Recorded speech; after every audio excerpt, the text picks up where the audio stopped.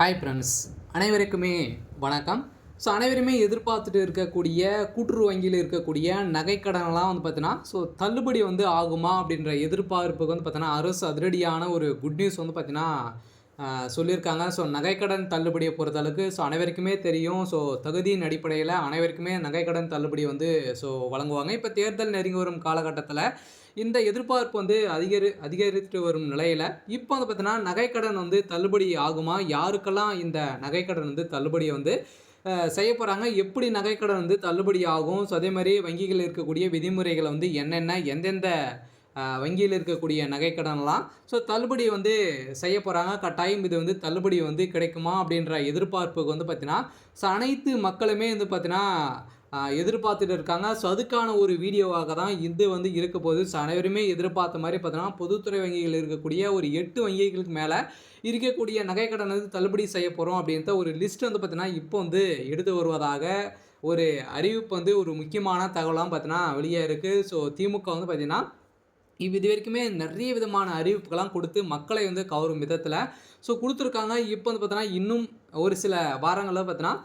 தேர்தலுக்கான தேதி அறிவிக்க போகிறாங்க. அதுக்குள்ளே அனைத்து அறிவிப்புகளுமே திமுகவும் சரி அதிமுகவும் சரி கொடுக்க போகிறாங்க. இதில் முக்கியமான ஒன்று என்ன அப்படின்னு பார்த்தீங்கன்னா, வங்கியில் இருக்கக்கூடிய நகைக்கடன், அதே மாதிரி விவசாய கடன் எல்லாம் யார் தள்ளுபடி செய்ய போகிறாங்க அப்படின்றது தான் எல்லாருடைய ஒரு கேள்வியாகவே இருக்குது. இதுக்கான ஒரு பதிலாக இப்போ இந்த வீடியோ இருக்க போது இது யாருக்கெல்லாம் தள்ளுபடி ஆகும் அப்படின்றத இந்த வீடியோவில் பார்க்கலாம். அதுக்கு முன்னாடி மறக்காமல் நம்மளுடைய சேனலை சப்ஸ்கிரைப் பண்ணிக்கோங்க. இது மாதிரி வரக்கூடிய டெய்லியுமே வரக்கூடிய நலத்திட்டங்கள்லாம் நம்மளுடைய சேனல் அப்டேட் பண்ணிட்டு இருக்கும்.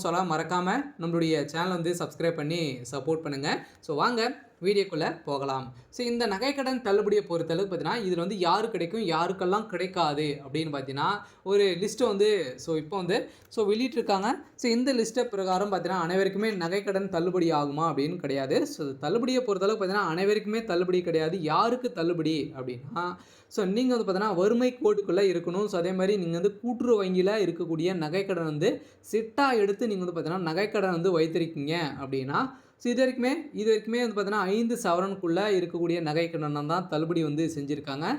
இந்த வருடம் பார்த்தீங்க அப்படின்னு பார்த்தீங்கன்னா நகைக்கடன் தள்ளுபடி ஆகுமா அப்படின்றத ஒரு மிகப்பெரிய கேள்விக்குறியாக இருந்தாலுமே நகைக்கடன் தள்ளுபடி யார் அப்படி கொடுக்குறாங்களோ அவங்க பார்த்தீங்கன்னா ஒரு மிகப்பெரிய வெற்றி பெறலாம் அப்படின்ற எதிர்பார்ப்பு இருக்குது. இருந்தாலுமே நகைக்கடனை பொறுத்தளவுக்கு பார்த்தீங்கன்னா இப்போ நகைக்கடன் பார்த்தீங்கன்னா நகையை பொறுத்தளவுக்கு 1,25,000க்கு மேலே பார்த்தீங்கன்னா ஒரு சவரன் போயிடுச்சு. இதுக்கான எதிர்பார்ப்பு தான் குறைந்திருக்கு. இருந்தாலுமே இந்த நகைக்கடன் இது வரைக்குமே 2 சவரனுக்குள்ளே இருக்கக்கூடிய நகைக்கடன் தள்ளுபடி ஆகலாம் அப்படின்ற ஒரு தகவலும் கிடைத்திருக்கு. இருந்தாலுமே நகைக்கடன் தள்ளுபடி யாருக்கு கிடைக்கும் அப்படின்னா கூட்டுறவு வங்கியில் இருக்கக்கூடிய நகைக்கடன் பார்த்தீங்கன்னா நீங்கள் சிட்டாக எடுத்து வைத்திருக்கீங்க அப்படின்னா அந்த நகைக்கடன் தள்ளுபடி ஆகும். நீங்கள் 10 சவரனுக்கு மேலே நீங்கள் வைத்திருமா அவங்களுக்கும் தள்ளுபடி இதில் ஆகாது. இவங்களுக்கு தான் தள்ளுபடி ஆகும். யாருக்கெல்லாம் தள்ளுபடி ஆகாது அப்படின்னு பார்த்தீங்கன்னா தள்ளுபடியை பொறுத்தளவுக்கு நீங்கள் பார்த்தீங்கன்னா 10 சவரன் 5 சவரனுக்கு மேலே நீங்கள் வைத்திருந்தீங்க அப்படின்னா உங்களுக்கெல்லாம் தள்ளுபடி கிடைக்காது அப்படின்றத சொல்லியிருக்காங்க. அதில் 5 சவரன் கிடைக்குமா அப்படின்னா அது மாதிரி எந்த ஒரு அறிவிப்பும்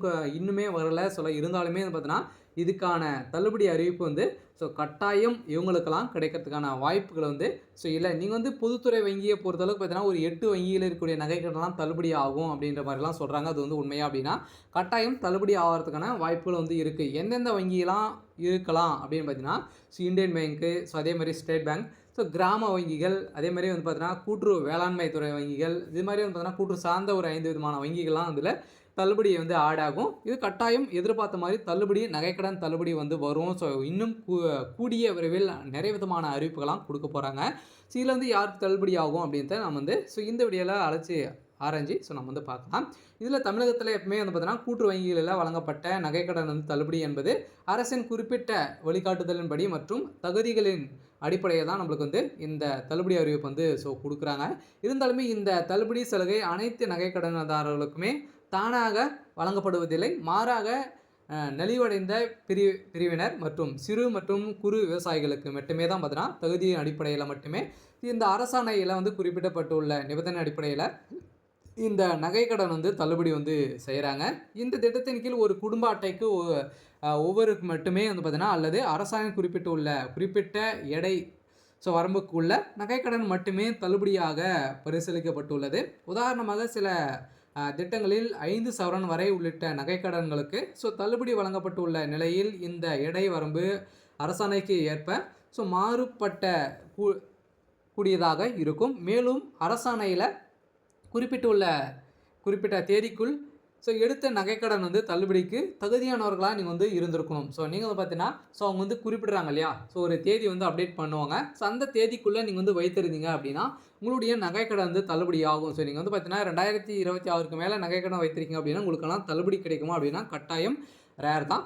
நீங்கள் பார்த்தீங்கன்னா தள்ளுபடி அதுக்குள்ளே நீங்கள் வைத்திருந்தாலே போதும். உங்களுடைய நகைக்கடன் தள்ளுபடி ஆகும் அப்படின்றத பார்த்தீங்கன்னா ஒரு அறிவிப்பு கொடுக்க போகிறாங்க. அது என்ன டேட் சொல்லலை. இருந்தாலுமே நகைக்கடன் இந்த தகுதியெல்லாம் இருந்தது அப்படின்னா உங்களுக்கு தள்ளுபடி ஆகும். இருந்தாலுமே நகைக்கடன் தள்ளுபடியை யாருக்கு கிடைக்கும் அப்படின்னா கடன் பெற்றவர் உண்மையில் தகுதியானவரா என்பதை உறுதிப்படுத்த அவர்களின் குடும்ப விவரங்கள் விரிவாக ஆய்வு செய்யப்படுகின்றன. குறிப்பாக குடும்ப உறுப்பினர்களின் யாராவது அரசு பணியில் உள்ளார்களா, வருமான வரி செலுத்துகிறார்களா அல்லது குடும்ப சங்கங்களின் நிர்வாக பொறுப்பில் உள்ளார்களா என்பதும் சரிபார்க்கப்படுகிறது. இத்தகைய பொருளாதார வசதி மற்றும் அதிகார நிலையில் கொண்டவர்களுக்கும் பொதுவாக இந்த தள்ளுபடி சலுகை வழங்கப்படுவதில்லை. தள்ளுபடி நடைமுறையும் போது சம்மந்தப்பட்ட கூட்டுறவு வங்கி அதிகாரிகள் மற்றும் தணிக்கை குழுவினர் அந்த வங்கியில் உள்ள கடன் ஆவணங்கள் முழுமையாக சரிபார்த்து தான் நம்மளுக்கு தள்ளுபடி வழங்குவாங்க.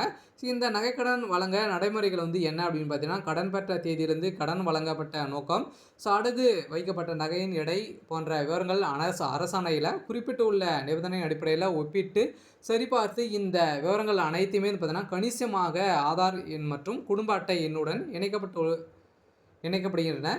இதன் மூலம் தான் ஒரு நபருக்கு ஒரு குடும்பத்திற்கு பல்வேறு கூட்டுறவு வங்கிகளில் நகைக்கடன் பெற்று முறைப்படியாக தள்ளுபடி செய்கிறாங்க. இந்த தகுதியின் அடிப்படையில் தான் இந்த நகைக்கடன் தள்ளுபடி ஆகுது. இதற்கு பிறகு பயனாளிகள் தங்களது அடையாள சான்றுடன் சம்மந்தப்பட்ட வங்கிகளை அணுகி தேவையான நடைமுறைகளை பூர்த்தி செய்து தங்களுடைய நகைகளை